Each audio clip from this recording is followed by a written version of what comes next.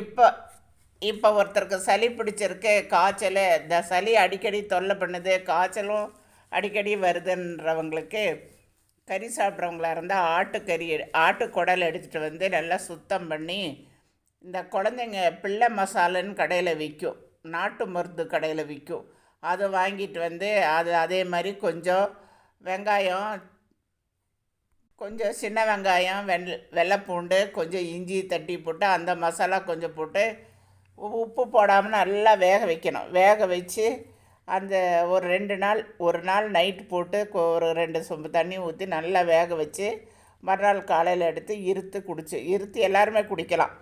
குடிச்சிட்டு அப்புறம் அந்த குடலை வந்து நம்ம மசாலா போட்டு ஆக்குற மாதிரி மசாலா போட்டு அதை குழம்பு வச்சு சாப்பிட்லாம், நல்லாயிருக்கும். ஆனால் இந்த சூப்பு வந்து இந்த குடல் சூப்பு வந்து சளிக்கு நல்லா கேட்கும். காய்ச்சல் விட்டு விட்டு காய்ச்சல் வருதுன்னு சொல்கிறாங்க பாருங்கள், ஒரு 10 நாளைக்கு ஒரு தடவை விட்டு விட்டு, அது என்னென்னா உடம்புல பலம் இல்லாமல் தானே. இத்தனைக்கும் காரணம் உடம்புல பலம் இல்லைன்னு சொல்கிறவங்களுக்கு தான். அந்த காலத்தில்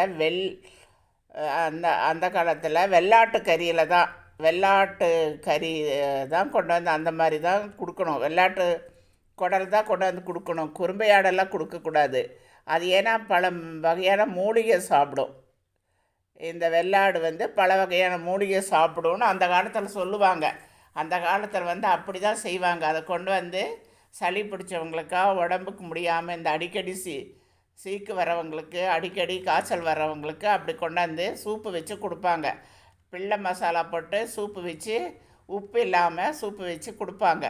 அப்புறம் அதெல்லாம் அடுத்தது வந்து அந்த கறியை வந்து அப்போ மசாலா போட்டு வளர்க்குற மாதிரியே வணக்கி சாப்பிட்லாம், குழம்ப பண்ணி சாப்பிட்லாம். இப்படி தான் அந்த காலத்தில் வந்து ஒரு காய்ச்சல் வந்தாலோ சளி பிடிச்சாலோ உடனே அந்த ஆட்டுக்குடலை கொண்டு வந்து சரி